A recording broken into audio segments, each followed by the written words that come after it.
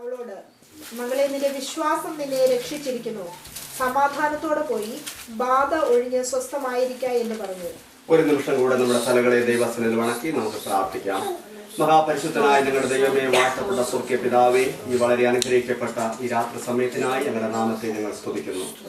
ഞങ്ങളുടെ ഉപവാസ പ്രാർത്ഥനയുടെ ബന്ധത്തിൽ രണ്ടാമത്തെ സെക്ഷനിൽ ദൈവത്തിന്റെ സന്നിധിയിലായിരിപ്പാണ്ടപ്പോൾ കർത്താവ് ഞങ്ങളെ സഹായിച്ച കൃപകളെ ഓർത്ത് സ്തോത്രം. ഈ കഴിഞ്ഞ പകൽക്കാലം മുഴുവനും അടികളെ കർത്താവ് സഹായിച്ചു. ഇത്രത്തോളം ഞങ്ങളെ ബലപ്പെടുത്തി കർത്താവെ ഞങ്ങളെ പരിപാലിച്ച ഞങ്ങളുടെ സ്നേഹത്തെ ഓർത്ത് സ്തോത്രം ചെയ്തു. ഈ ഭവനത്തിൽ ഞങ്ങളായിരിക്കുമ്പോൾ കർത്താവ് ഞങ്ങളെല്ലാവരും അനുഗ്രഹിക്കുന്നതോടൊപ്പം തന്നെ ഈ പ്രിയ ഭവനത്തെ കർത്താവ് ശിക്ഷിക്കാൻ അനുഗ്രഹിക്കുമാറാകണമെന്ന് പ്രാർത്ഥിക്കുന്നു. പ്രിയ സഹോദരനെയും സഹോദരിയെയും ധാരാളമായിട്ട് മക്കളെയും കർത്താവ് അനുഗ്രഹിക്കണമേ. അവരുടെ എല്ലാ ആവശ്യങ്ങളിലും ദൈവത്തിന്റെ സാന്നിധ്യവും കൃപയും ഉണ്ടാകണമെന്ന് പ്രാർത്ഥിക്കുന്നു. കർത്താവ്, ഞങ്ങൾ ചുരുക്കം ചില നിമിഷങ്ങൾ കർത്താവിന്റെ സന്നിധിയിലായിരിക്കുമ്പോൾ ദൈവ സാന്നിധ്യ ബോധത്തോടുകൂടെ ദൈവത്തിന്റെ സന്നിധിയിലായിരിക്കാൻ ഞങ്ങൾ ദൈവത്തിന് കർത്താവ് കൃപ നൽകണമെന്ന് പ്രാർത്ഥിക്കുന്നു. അങ്ങയുടെ വലിയ സാന്നിധ്യം ഇന്ന് രാത്രിയിൽ ഞങ്ങളുടെ മറ്റുള്ളവനായിട്ട് സ്തോത്രം.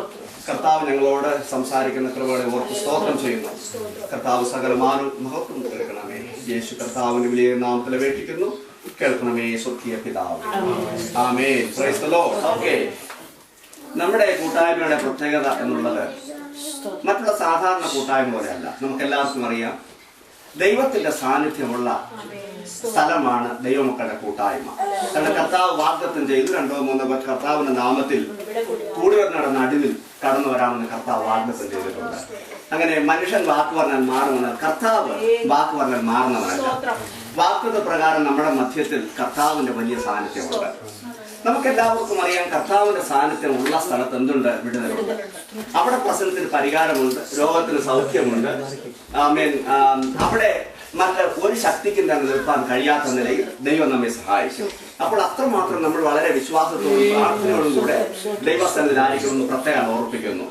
ദൈവത്തിന് സ്തോത്രം. ഹല്ലേലൂയ.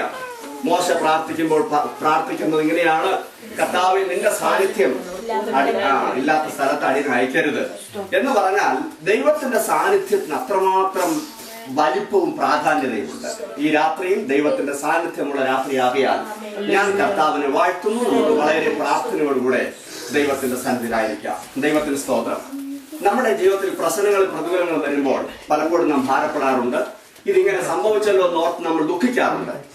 എന്നാൽ കർത്താവായ യേശുക്രിസ്തുവിന്റെ ജീവിതം നമ്മെ പഠിപ്പിക്കുന്നത്, ഗതസമന മുതൽ നാം പരിശോധിച്ചാൽ ശത്രു ഏറ്റവും അധികമായിട്ട് ആർത്ത് ഉല്ലസിച്ച അല്ലെങ്കിൽ ഘോഷിച്ചുല്ലസിച്ച സമയമായിരുന്നു ഗതസമനയുടെ കർത്താവിന്റെ അറസ്റ്റ് മുതലുള്ള സമയം. ദൈവത്തിന്റെ സ്തോത്രം. എത്രമാത്രം ശക്തികളാ! യഹൂദന്മാരുടെ ശക്തി, റോമ സാമ്രാജ്യത്തിന്റെ ശക്തി, പൈശാചികന്റെ ശക്തി, ഇങ്ങനെ എല്ലാ ശക്തികളും വളരെ അധികം ആർത്ത് ഉല്ലസിച്ച സന്തോഷിച്ച ഒരു സമയമായിരുന്നു കർത്താവായ യേശുവിനെ കാണിച്ചുവിട്ട രാത്രി. അവരെ അറസ്റ്റ് ചെയ്തപ്പോൾ ഈ ഇവരുടെ അട്ടഹാസത്തിന്റെ ശബ്ദത്തിന് കൂടുതൽ ശക്തമായി. കർത്താവിനെ ക്രൂശിലേറ്റിയപ്പോഴോ അവർ മുമ്പ് ചിരിച്ചതിനേക്കാളും പരിഹസിച്ചതിനേക്കാളും എല്ലാം ഉപരിയായിട്ട് ശത്രു ഘോഷിച്ചുല്ലസിച്ചു. കർത്താവ് കല്ലറയിലായപ്പോഴോ അതിനേക്കാളെല്ലാം ഉപരിയായിട്ട് അവരിങ്ങനെ ചിന്തിച്ചു കാണും, നോ മോർ ജീസസ്, ഇനി ഒരിക്കലും യേശു ഇല്ല. അവൻ അറസ്റ്റ് ചെയ്തു, അവനെ ക്രൂശിച്ചു, അവനെ കല്ലറയിൽ വെച്ചു എന്നുള്ള സന്തോഷത്താൽ ജനങ്ങളും അവിടെയുള്ള ശക്തികളെല്ലാം, റോമ ശക്തികളും യഹൂദന്മാരുടെ ശക്തികൾ, അതുപോലെ തന്നെ പൈശാചികന്റെ ശക്തിയിലെല്ലാം ഉല്ലസിച്ചുകൊണ്ടിരിക്കുന്ന സമയങ്ങളായിരുന്നു കർത്താവായ യേശു കല്ലറയിലായിരുന്നു. എന്നാൽ 3-ാമത്തെ ദിവസം ഒരു അത്ഭുതം നടക്കുന്നു. 3-ാം ദിവസം മരിച്ച് കല്ലറയിലായിരിക്കുന്ന കർത്താവിനെയാണ് നാം കാണുന്നത്. പിന്നെ ഉയർത്തെഴുന്നേറ്റ ദൈവത്തിന്റെ പരിശുദ്ധാത്മാവിലേക്ക് ഇറങ്ങി വന്ന് ഉയർത്തെഴുന്നേറ്റ കർത്താവായ യേശുവിനെയാണ് നമ്മൾ കാണാൻ കഴിയുന്നത്. അപ്പോസ്തലനായ പൗലോസ് പറയുന്നു, ഈ ആത്മാവ് നിങ്ങളിൽ വസിക്കുന്നുവെങ്കിൽ നിങ്ങളെയും ഒരു ദിവസം അവർ ഉയർപ്പിക്കും.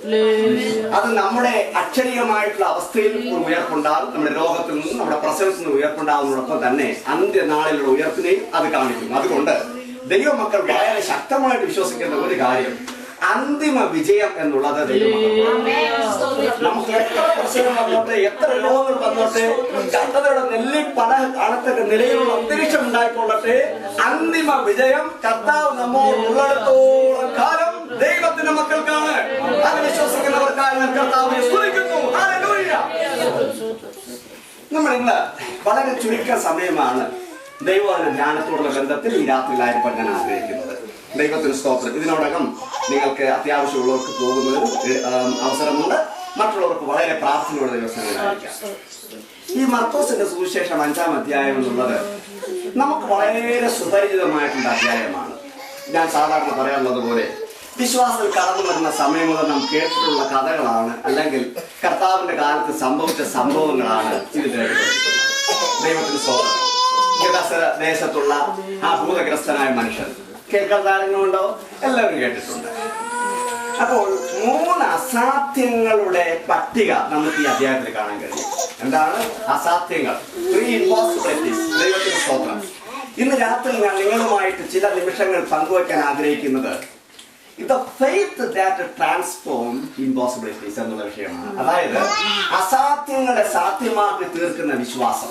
ദൈവത്തിന് സ്തോത്രം. ഇന്ന് രാത്രിയിൽ വിവിധ പ്രശ്നത്തിന്റെയും പ്രതികൂല സാഹചര്യങ്ങളുടെയും മധ്യത്തിൽ എന്നെ ശ്രദ്ധിച്ചുകൊണ്ടിരിക്കുന്ന ദൈവമക്കളോട് എനിക്ക് പറയാനുള്ളത്, ദൈവത്തിന് സ്തോത്രം, നാം വിശ്വാസത്തോടെ നാം കർത്താവിന്റെ സന്നിധിയിൽ കടന്നു വരികയാണെങ്കിൽ അവങ്കിലേക്ക് നോക്കിയവർ പ്രകാശിതരായി അവരുടെ മുഖം ലജ്ജിച്ചു പോയിട്ടാണ് വായിക്കുന്നത് പോലെ ഇന്ന് രാത്രിയിൽ വിടുതൽ തരുവാൻ ദൈവം വിശ്വസ്തനാണ്. ദൈവത്തിന്റെ സ്തോത്രം. ഞാൻ അതുമായുള്ള ബന്ധത്തിലാണ് ഇന്ന് രാത്രിയിൽ നിങ്ങളുമായിട്ട് ഞാൻ ചില നിമിഷങ്ങൾ ദൈവവചനം പങ്കുവയ്ക്കുവാൻ തക്കമാണ് ആഗ്രഹിക്കുന്നത്. മർക്കോസിന്റെ സുവിശേഷം 5-ാം അധ്യായത്തിൽ എന്താ വായിക്കുന്നത്? 3 impossibilities. ഞാൻ പറഞ്ഞു തരട്ടെ. 3 impossibilities ആണ് നമുക്ക് കാണാനായിട്ട് കഴിയുന്നത്. അതിലൊന്ന് ഗദാസര ദേശത്തുള്ളതായ ഭൂതഗ്രസ്തനായ മനുഷ്യൻ, നിങ്ങൾക്ക് എല്ലാവർക്കും അറിയാം. 12 സംവത്സരമായിട്ട് രക്തസ്രാവമുള്ള ഒരു സ്ത്രീ. മൂന്നാമത്തെ സാധ്യത എന്തോ അവിടെ കാണാൻ കഴിയുന്നത്? എത്ര വയസ്സുണ്ടായിരുന്നു ആ കുട്ടിക്ക്? മക്കൾ പറഞ്ഞിട്ട് എത്ര വയസ്സുണ്ടായിരുന്നു? ഇത് കൊള്ളാലോ. ഓക്കെ, 12 വയസ്സുള്ളൂ. അതെങ്ങനെ വായിക്കുന്നത്? പറയുന്നത് ഓക്കെ, 12 വയസ്സ്, അബൌട്ട് 12 years. ആ 12 വയസ്സ് പ്രായമുള്ള ഒരു കുട്ടി. അപ്പോൾ ഇത് മൂന്നും അസാധ്യങ്ങളാണ്. യഹൂദന്മാരെ സംബന്ധിച്ചിടത്തോളം ഈ 3 പ്രശ്നങ്ങളും, അതായത് ഒന്നാമത്തത് പിശാച് പിടിച്ച മനുഷ്യൻ. ഇതിന്റെ പ്രധാനപ്പെട്ട കംപ്ലൈന്റ് എന്ന് പറഞ്ഞാൽ, അല്ലെങ്കിൽ പ്രധാനപ്പെട്ട ഇഷ്യൂ എന്ന് പറഞ്ഞാൽ, പിശാച് ഇവന്റെ മനസ്സിനെ എന്ത് ചെയ്തിരിക്കുന്നു? രോഗിയാക്കി മാറ്റിയിരിക്കുകയാണ്. അവന് സൈക്കോളജിക്കൽ പ്രോബ്ലം ആണ് നമുക്ക് അനുമാനിക്കാം. ദൈവത്തിന് സ്തോത്രം. കാരണം അവന് സുബോധമില്ല, വസ്ത്രം ധരിക്കത്തില്ല, മനുഷ്യർക്ക് ആർക്കും ബന്ധിച്ചുകൂടാ, അവൻ കല്ലറകളിലാണ് താമസിക്കുന്നത്. തന്നെയുമല്ല അവന്റെ സ്വന്തം ശരീരത്തെ അവൻ കല്ലുകൾ കൊണ്ട് മുറിവേൽപ്പിക്കുന്ന ഒരു അവസ്ഥ. അപ്പോൾ ഇത് സുബോധത്തോടിരിക്കുന്ന ഒരു വ്യക്തിക്ക് ചെയ്യാൻ കഴിയുന്നതല്ല. ഇവനെ നിയന്ത്രിക്കാൻ കഴിയാത്ത നിലയിലുള്ള ഒരു പൈശാചികനെ ബാധിക്കുന്നു. ഇത് യഹൂദന്മാരെ സംബന്ധിച്ചിടത്തോളം it was one of the impossibilities. അസാധ്യങ്ങളുടെ പട്ടികയിൽപ്പെട്ട ഒരു പ്രശ്നമാണ് ഈ ഭൂതഗ്രസ്തന്റെ. നമ്മൾ രണ്ടാമത് വായിക്കുന്നതാണ് നമ്മളുടെ ഇന്നത്തെ ചിന്താ വിഷയം. അവിടെ ഒരു രോഗി, അത് ആ സ്ത്രീയുടെ രോഗം രക്തസ്രാവമാണ്. പഴയ നിയമത്തിന്റെ പഠിപ്പിക്കൽ അനുസരിച്ച് രക്തസ്രാവം എന്നുള്ളത് അതായത് ഒരു ഡിഫൈൽമെന്റ്, ഡിസീസ് ഓഫ് ഡിഫൈൽമെന്റ് ആണ്, അശുദ്ധമാക്കുന്ന രോഗമാണ്. ഈ സ്ത്രീ ആരെങ്കിലും തൊട്ടാലോ, ഈ സ്ത്രീ തൊടുന്ന വസ്തുക്കളിൽ തൊട്ടാലോ മനുഷ്യർ അശുദ്ധമായി തീരും. അപ്പോൾ ഇതും യഹൂദന്മാരുടെ പഠിപ്പിക്കൽ അനുസരിച്ച് ഇത് അസാധ്യങ്ങളുടെ ഒരു രോഗമാണ്. ഇനി മൂന്നാമത്തെ കേസ് എടുക്കാം. ഈ മൂന്നാമത്തെ കേസാണെങ്കിൽ ദൈവത്തിന്റെ സ്തോത്രം, മരിച്ച ഒരു പെൺകുട്ടി. മരിച്ചവരെ മടക്കി തരാൻ ആർക്ക് കഴിയും? ഏത് മരുന്നിന് കഴിയും? ഏത് മന്ത്രത്തിന് അല്ലെങ്കിൽ ഏത് വൈദ്യന് കഴിയും? അപ്പോൾ ഇത് 3 അസാധ്യങ്ങളുടെ പട്ടികയിൽപ്പെട്ട രോഗങ്ങളാണ്. ഇനി നമ്മുടെ രോഗങ്ങളോ നമ്മുടെ പ്രശ്നങ്ങളോ നമ്മൾ ലിസ്റ്റ് ചെയ്ത് കഴിഞ്ഞാൽ ഒരുപക്ഷെ ഇതുപോലെ അസാധ്യങ്ങളുടെ പട്ടികയിൽ മെഡിക്കൽ സയൻസ് ഉൾപ്പെടുത്തിയിട്ടുള്ളതായിരിക്കാം. ദൈവത്തിന് സ്തോത്രം. പക്ഷെ ഇന്ന് രാത്രികാലം എനിക്ക് നിങ്ങളോട് വിളിച്ചു പറയാൻ ഒരു വർത്തമാനമുണ്ട്, ഒരു ദൂതുണ്ട്. മറ്റൊന്നുമല്ല, അസാധ്യങ്ങളെ സാധ്യമാക്കി തീർക്കുന്ന ഒരു കർത്താവ്. നാം റോമാലേഖനം 8-ാം അധ്യായത്തിന്റെ 28-ാമത്തെ വാക്യത്തിൽ നാം ഇങ്ങനെ വായിക്കുന്നു: എന്നാൽ ദൈവത്തെ സ്നേഹിക്കുന്നവർക്ക് വിശ്വസിക്കുന്ന ദൈവത്തിന് മക്കൾ കരങ്ങൾ ദൈവത്തെ സ്നേഹിക്കുക. നമ്മുടെ ജീവിതത്തിൽ സംഭവിക്കുന്നത് എല്ലാം ദൈവം നന്മയ്ക്കായി കൂടി വ്യാപരിപ്പിക്കും. എന്നാൽ ദൈവത്തെ സ്നേഹിക്കുന്നവർക്ക് നിർണയപ്രകാരം എല്ലാവർക്കും അല്ല. ലോകത്തിൽ കർത്താവേ കർത്താവേ എന്ന് വിളിക്കുന്ന ഒരുപാട് പേരുണ്ട്. എന്നോട് കർത്താവേ കർത്താവേ എന്ന് പറയുന്ന ഏവനുമല്ല സ്വർഗത്തിൽ കിടക്കുന്നത്. പിന്നെ ആരാ? പിതാവിന്റെ ഇഷ്ടം ചെയ്യുന്നവരാ സ്വർഗത്തിൽ കിടക്കുന്നത്. അപ്പോൾ എല്ലാ കാര്യങ്ങളും സകലവും നന്മയ്ക്കായി കൂടി വ്യാപരിക്കും. അപ്പൊ എല്ലാ കാര്യങ്ങളും നന്മയ്ക്കായി കൂടി വ്യാപരിക്കുന്ന ആർക്ക് വേണ്ടിയാ? ഈ കർത്താവിനെ വിളിച്ച് നടക്കുന്നവർക്കല്ല, പിന്നെ ദൈവത്തെ സ്നേഹിക്കുന്നവർക്ക്, ദൈവത്തെയും ദൈവത്തിന്റെ വചനത്തെ സ്നേഹിക്കുന്നവർക്ക്, കർത്താവിന്റെ കൽപ്പനകളെ കാത്തുകൊള്ളുന്നവർക്ക്, നിർണയപ്രകാരം വിളിക്കപ്പെട്ടവർക്ക് ദൈവം സകലവും നന്മയ്ക്കായി കൂടി വ്യാപരിപ്പിക്കുന്നു. അപ്പോൾ ഈ 3 കേസും ദൈവം നന്മയ്ക്കായിട്ട് കൂടി വ്യാപരിച്ചിരിക്കുക. സ്തോത്രം, ഹല്ലേലൂയ. നമ്മുടെ ജീവിതത്തിലെ ഇഷ്യൂസ്, പ്രശ്നങ്ങൾ എല്ലാം തന്നെ ദൈവം നന്മയ്ക്കായിട്ട് കൂടി വ്യാപരിപ്പിക്കുന്നു എന്ന് ഞാൻ വിശ്വസിക്കുന്നു. എന്റെ ജീവിതത്തിലെ ഒരു ചെറിയ അനുഭവം ഞാൻ പറയാം. എന്റെ പേര് നിങ്ങൾക്കറിയാമോ? എന്റെ പേര് വിജി. അപ്പൊ ഞാൻ കൊറിയയിൽ താമസിക്കുന്ന സമയത്ത് എന്റെ പേര് എന്റെ കൂട്ടുകാർക്ക് ശരിക്കും പ്രൊനൗൺസ് ചെയ്യാൻ പറ്റിയിട്ടില്ല. അത് ബിസി എന്നാണ് വിളിക്കുന്നത്. ഇപ്പൊ വിജി എന്ന് പ്രൊനൗൺസ് ചെയ്യാൻ പറ്റാത്തതുകൊണ്ട് ബിസി എന്ന്. അപ്പൊ എനിക്ക് ആദ്യം ഇതൊരു പ്രയാസമായിട്ട് തോന്നി. ദൈവമേ, എന്റെ പേര് പോലും ശരിക്ക് ഉച്ചരിക്കാൻ കഴിയാത്ത കൂട്ടുകാരാണല്ലോ എനിക്കുള്ളതെന്ന് വിചാരിച്ച് എനിക്ക് ആദ്യം ചെറിയ വിഷമം തോന്നി. ഇപ്പൊ അന്യദേശത്ത് ചെറിയ ഇഷ്യൂ മതി വിഷമം ഉണ്ടാകാന്. ഇതുപോലെ മലയാളി കൂട്ടായ്മകളോ മലയാളികളൊന്നുമില്ല, മാസങ്ങളോളം മലയാളത്തിൽ സംസാരിക്കാതൊക്കെയാണ് അവിടെ കഴിയുന്നത്. അപ്പൊ ഇതോടെ കേട്ടപ്പോൾ എനിക്ക് അല്പം ഉള്ളിനകത്തൊരു വിഷമം തോന്നി. പക്ഷെ ഞാൻ പറയാൻ ഉദ്ദേശിക്കുന്നത് എന്താണെന്നറിയാം, എന്റെ ജീവിതത്തിൽ ചെറിയൊരു കാര്യം, even minute things in our life, നമ്മുടെ ജീവിതത്തിൽ ഏറ്റവും നിസ്സാരമെന്ന് തോന്നുന്ന കാര്യത്തിൽ പോലും ദൈവത്തിന് അതിന്റെ പിന്നിൽ വലിയ ഉദ്ദേശമുണ്ട്. ഇവരെ പോകുന്ന സ്ഥലങ്ങളിലെല്ലാം എന്റെ പേര് പറയുന്നത് ബിസി അല്ല. അപ്പൊ ആൾക്കാർ കേൾക്കുന്നവരെല്ലാം വിചാരിക്കുന്നത് പറയുമ്പോൾ, oh, he's a busy pastor from India. അപ്പം സഭക്കാരൻ എന്ത് ചെയ്തു, എന്നെ പഠിപ്പിക്കാനും പ്രസംഗിക്കാനും ഒക്കെ സഭകളിലേക്ക് വിളിക്കാൻ തുടങ്ങി. അങ്ങനെ ഇഷ്ടംപോലെ പ്രോഗ്രാം കിട്ടിയത് കൊണ്ട് എന്റെ ഫീസ് കൊടുക്കാൻ പറ്റി.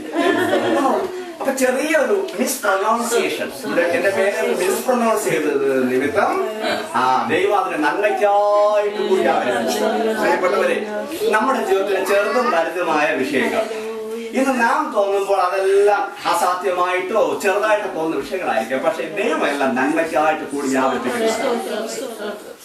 റോമാലേഖനം 5-ാം അധ്യായത്തിന്റെ 10-ാം വാക്യം ആരെങ്കിലും വായിച്ചാട്ട് അതിനുശേഷം നമുക്ക് ഈ ഭാഗത്തിലേക്ക് നമ്മുടെ സത്യങ്ങൾ കൊണ്ടുവരാം.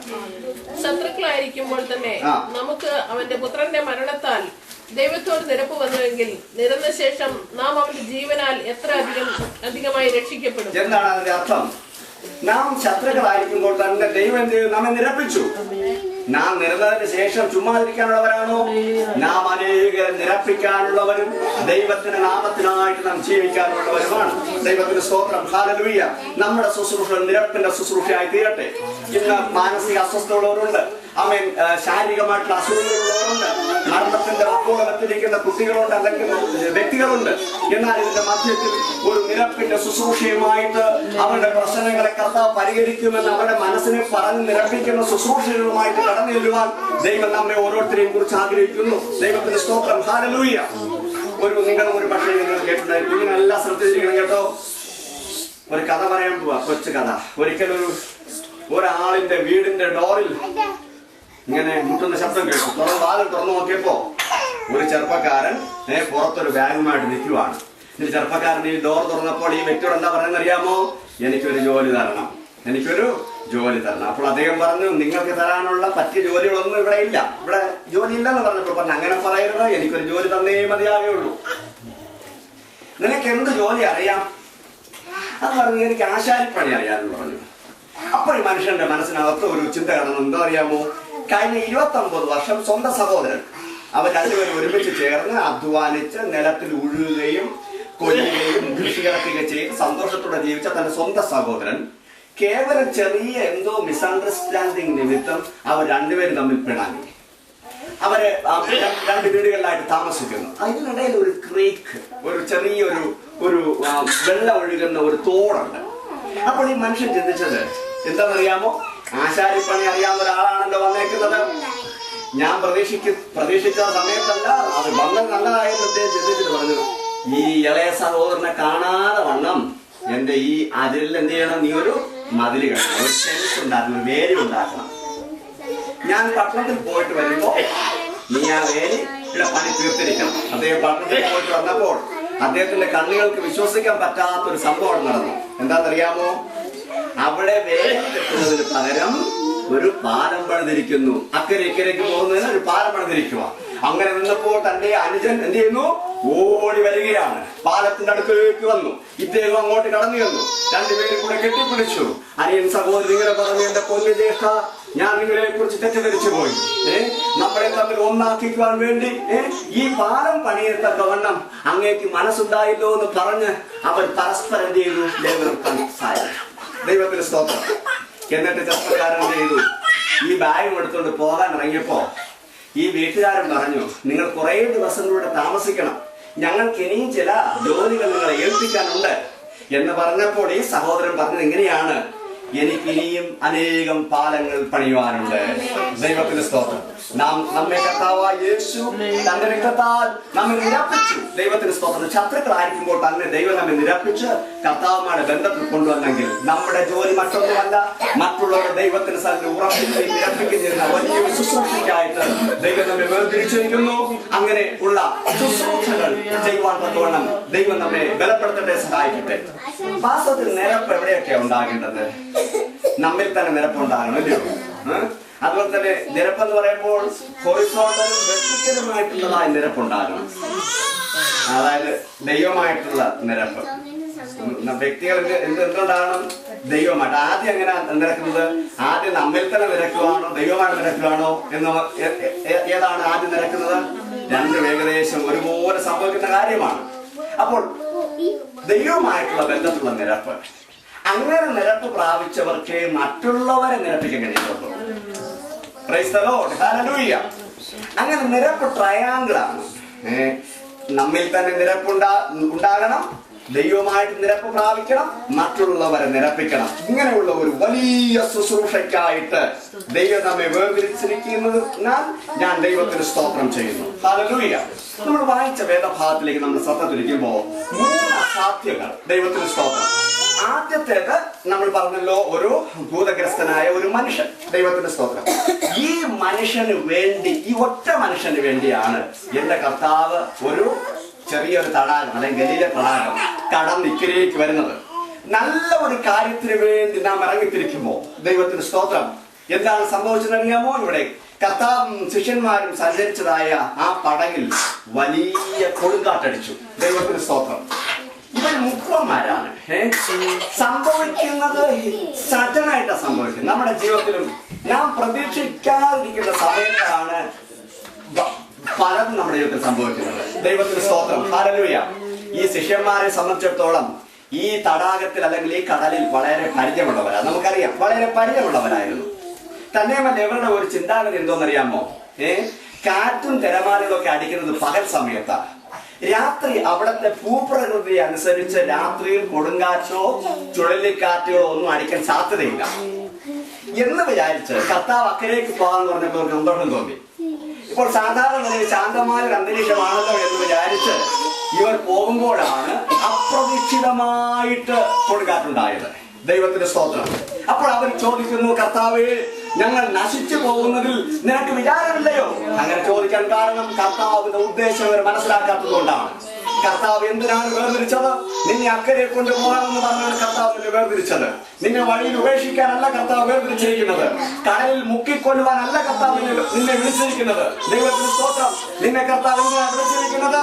അക്കരയിലേക്ക് പോകാൻ കർത്താവ് നിന്നെ വിളിച്ചിരിക്കുമ്പോൾ കടലിന്റെ നടുവിൽ ഒരുപക്ഷേ രോഗങ്ങളുണ്ടാകാം, ഒരുപക്ഷേ പ്രയാസങ്ങളുണ്ടാകാം, ഒരുപക്ഷേ നീ പ്രതീക്ഷിക്കാത്ത സമയത്ത് പ്രതീക്ഷിക്കാത്ത സംഭവിച്ചേക്കാം. ഈ സമയത്ത് പരാജയപ്പെടുവാനല്ല ദൈവം നമ്മെ കുറിച്ച് ആഗ്രഹിക്കുന്നത്. ദൈവത്തിന് സ്തോത്രം. ശിഷ്യന്മാരെ പോലെ കർത്താവേ, ഞങ്ങൾ നശിക്കുവാൻ പോകുന്നു, നിനക്ക് അതിനെ കുറിച്ച് യാതൊരു പ്രയാസവുമില്ലേ എന്ന് ചോദിക്കുവാനല്ല കർത്താവ് നമ്മെ വേർതിരിച്ചിരിക്കുന്നത്, അക്കരയ്ക്ക് പോകാമെന്ന് പറഞ്ഞിരിക്കുന്നത്. നിങ്ങളെല്ലാവരും എന്നെ ശ്രദ്ധിക്കുന്നുണ്ടല്ലോ. അപ്പോൾ ജീവിതത്തിൽ പ്രതികൂലങ്ങൾ വരുന്നത് പ്രതീക്ഷിക്കാത്ത സമയത്ത്. ഞങ്ങൾക്ക് നീന്താൻ അറിയാം, ഞങ്ങളുടെ മീൻ പിടിക്കുന്നവരാണ്. പകൽ സമയത്തെ ചുഴലിക്കാറ്റ് ഉണ്ടാകാറുള്ളൂ, സന്ധ്യാസമയത്തോ രാത്രി യാമങ്ങളിലോ ഉണ്ടാകാറില്ല എന്നൊക്കെ വിചാരിച്ചിരിക്കുന്ന ശിഷ്യന്മാരുടെ മധ്യത്തിൽ എന്തുണ്ടായി? പ്രതികൂലമുണ്ടായി. ദൈവത്തിന് സ്തോത്രം, ഹല്ലേലൂയ. ഏതായാലും നല്ലൊരു ലക്ഷ്യത്തിന് വേണ്ടി കർത്താവ് തിരിച്ചപ്പോ, നല്ലൊരു ലക്ഷ്യത്തിന് വേണ്ടി നാം അക്കരെ പോകാമെന്ന് പറഞ്ഞപ്പോ ശിഷ്യന്മാരെ കൂട്ടി യാത്ര ചെയ്യുന്നതാണ് പ്രതികൂലം ഉണ്ടായത്. ഇവിടെ ഒരു കാര്യം വ്യക്തമായി നാം മനസ്സിലാക്കേണ്ടത്, നാം ഒരു നല്ല കാര്യം ചെയ്യാൻ ഇറങ്ങിത്തിരിക്കുമ്പോ, അത് കർത്താവിന്റെ വേരോടുള്ള ബന്ധത്തിലായാലും ഏത് നിലയിലായാലും നല്ലൊരു കാര്യം ചെയ്യാൻ വേണ്ടി നാം താല്പര്യപ്പെടുമ്പോ എന്തുണ്ടാകും? പ്രതികൂലം ഉണ്ടാകും.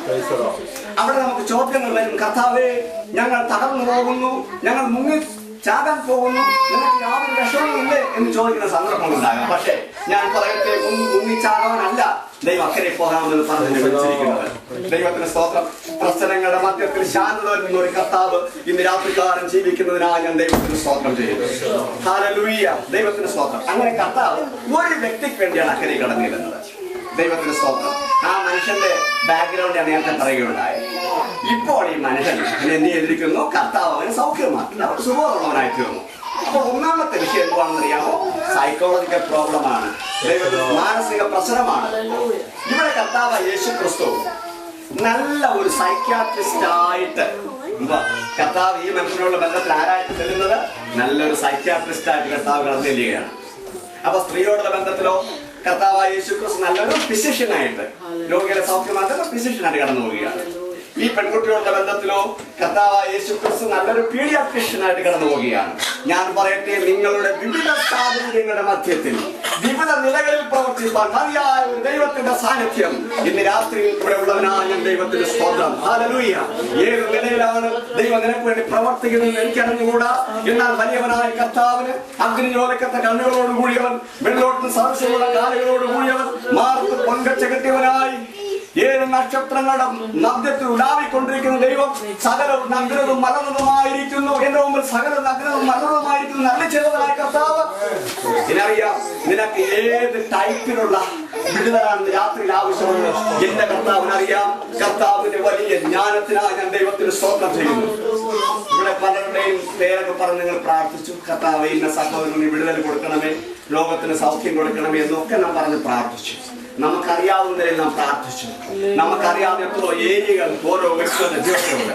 ഞാൻ രാത്രിക്കാർ നിങ്ങളോട് പറയാൻ ആഗ്രഹിക്കുന്നത്, അസാധ്യങ്ങളെ സാധ്യമാക്കുന്ന ഒരു ദൈവം നമ്മുടെ മധ്യത്തിൽ കടന്നുവന്നിരിക്കാൻ ഞാൻ ദൈവത്തിന് സ്തോത്രം ചെയ്യുന്നു. നമുക്ക് തുടർന്നുള്ള നിമിഷം ഈ സ്ത്രീയെ കുറിച്ച് ചില കാര്യങ്ങൾ ചിന്തിക്കാം. പ്രധാനമായിട്ടും 3 കാര്യങ്ങളാണ് ഞാൻ ഇന്ന് രാത്രിയിൽ ഈ സ്ത്രീയോടുള്ള ബന്ധത്തിൽ, സ്ത്രീയോടുള്ള ബന്ധത്തില് രക്തസ്രവമുള്ള സ്ത്രീയോടുള്ള ബന്ധത്തിൽ നിങ്ങളോട് പറയാനായിട്ട് ആഗ്രഹിക്കുന്നത്. ഒന്ന്, the condition of this woman. ദൈവത്തിന് സ്തോത്രം. കാലങ്ങളിൽ വളരെ ശ്രദ്ധിച്ചു കേൾക്കണം. 2, നിങ്ങളോട് പറയാൻ ആഗ്രഹിക്കുന്നത് the circumstances that brought healing. ദൈവത്തിന് സ്തോത്രം. എന്താണ്? സൗഖ്യം ഉണ്ടാകുന്നതിനുണ്ടായ സാഹചര്യം വളരെ വ്യക്തമായി ശ്രദ്ധിക്കേണ്ട ആഴമായിട്ടുള്ള ഒരു സന്ദേശമാണ് രാത്രി ഞാൻ നിങ്ങളോട് പറയുന്നത്. നമ്മൾ ധാരാളം പ്രാവശ്യം കേട്ടിട്ടുമുണ്ട്, ഞാൻ ഒത്തിരി പ്രാവശ്യം പ്രസംഗിച്ചിട്ടുമുണ്ട്, അതിനേക്കാൾ ഉപരി ഞാനും കേട്ടിട്ടുണ്ട്, നിങ്ങളും പ്രസംഗിച്ചിട്ടുണ്ട്. പക്ഷെ ഇന്ന് രാത്രിയിൽ പറയാൻ പോകുന്ന ഈ 3 മേഖലകൾ നിങ്ങളുടെ മനസ്സിൽ വ്യക്തമായിട്ടൊന്ന് പതിയണം. ഹല്ലേലൂയ. ദൈവത്തിന് സ്തോത്രം. അതിനുശേഷം നാം പ്രാർത്ഥിക്കും. നാം പ്രാർത്ഥിക്കുമ്പോൾ ദൈവം വിടുതലയക്കും. നാം ഇന്ന് രാത്രിയിൽ സന്തോഷത്തോടെ ഇവിടെ വിട്ട് കടന്നു പോകുമെന്ന് ഞാൻ പ്രതീക്ഷിക്കുന്നു. കർത്താവിന് ആഗ്രഹിക്കുന്നു. 3 കാര്യങ്ങൾ. ഒന്നെന്തുവാ? ദ കണ്ടീഷൻ, അല്ലെങ്കിൽ the background of this woman. അല്ലേ? നമുക്ക് എല്ലാവർക്കും അറിയാം എന്താണ് ബാക്ക്ഗ്രൗണ്ട്. പക്ഷെ ഞാൻ കുറച്ചുകൂടെ വിശദമായിട്ട് നിങ്ങളോട് പറയാൻ ആഗ്രഹിക്കുകയാണ്. രണ്ടാമത് എന്താ പറയാൻ ഉദ്ദേശിക്കുന്നത്? the circumstances that brought healing. ദൈവത്തിന്റെ സ്തോത്രം. സൗഖ്യം ഉണ്ടാകുന്നതിന് ചില സാഹചര്യം വേണം. ചുമ്മാ സൗഖ്യം വേണമെന്ന് പറഞ്ഞിട്ട് കാര്യമില്ല, ചുമ്മാ വിടുതൽ വേണമെന്ന് പറഞ്ഞുകൊണ്ടിരുന്നിട്ട് കാര്യമില്ല. അതിനുള്ളതായ സർക്കംസ്റ്റാൻസസ് നമ്മൾ ഒരുക്കണം. Price the Lord. എന്തുവാ മനസ്സിലാവുന്നുണ്ടല്ലോ അല്ലേ? അപ്പൊ വെറുതെ സൗഖ്യം വേണമെന്ന് പറഞ്ഞിട്ട് കാര്യമില്ല, അതിന് വേണ്ടുന്ന സാഹചര്യങ്ങൾ നമ്മൾ ഒരുക്കി കൊടുക്കണം. അതാണ് രണ്ടാമത്തെ കാര്യം. മൂന്നാമത് പറയാൻ ആഗ്രഹിക്കുന്നത് ഇത് ഹീലേഴ്സ് റെസ്പോൺസ്. അതായത് കർത്താവ് യേശു ക്രിസ്തുവിന് ഈ സ്ത്രീയോടുള്ള ബന്ധത്തിൽ പറയാനുള്ളതായ കാര്യങ്ങൾ എന്തൊക്കെയാണ്? ഈ 3 കാര്യങ്ങൾ നമുക്ക് ചിന്തിക്കാം. ബാക്ക്ഗ്രൗണ്ട് ഓഫ് ദിസ് വുമൺ, അല്ലെങ്കിൽ കണ്ടീഷൻ ഓഫ് ദിസ് വുമൺ. എന്താണ് ഈ സ്ത്രീയുടെ പശ്ചാത്തലം? ദൈവത്തിന് സ്തോത്രം. വളരെ ശ്രദ്ധിക്കണം.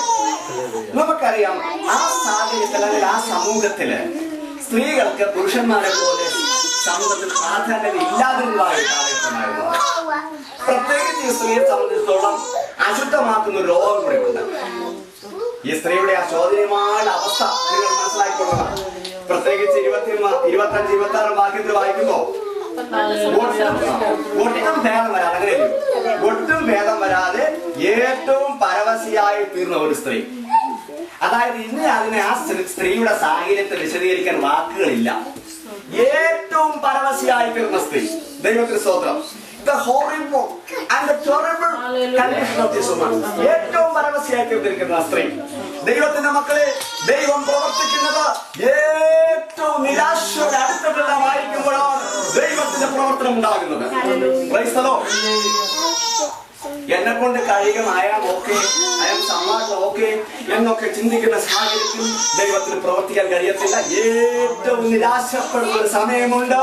ആ സമയത്തിൽ ദൈവത്തിന്റെ പ്രവൃത്തി വെളിപ്പെടുത്തുന്ന ദൈവമാണ്. അതാണ് ഈ സ്ത്രീയിൽ നിന്ന് വായിക്കുന്നത്. ഓക്കെ, ആദ്യമായിട്ട് ഈ സ്ത്രീയുടെ അതായത് ഫിസിക്കലി ഷീ വാസ് ടയേർഡ്. ഈ 12 വർഷമായിട്ട് രക്തസ്രാവം ഈ സ്ത്രീക്ക്. അപ്പോൾ നോർമലായിട്ട് ചിന്തിച്ചു കഴിഞ്ഞാൽ എന്താ സംഭവിക്കുന്നത്? ഈ സ്ത്രീയുടെ സൗന്ദര്യം എല്ലാം പോയി കാണും. ഞാനിങ്ങനെ അനുമാനിക്കുകയാണ്. She became pale. അവരുടെ മുഖം ഇപ്പോൾ വാടി വിളറിയിരിക്കുക.